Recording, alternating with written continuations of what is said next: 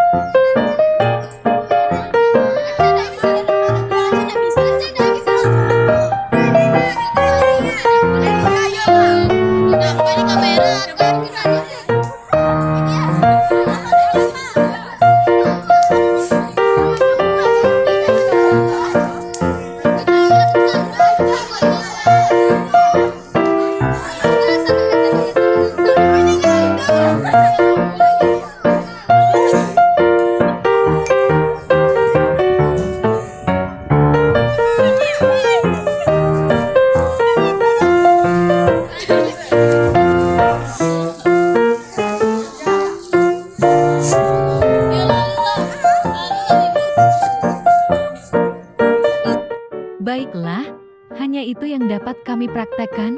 Kurang lebihnya kami minta maaf. Kami tutup dengan Assalamualaikum.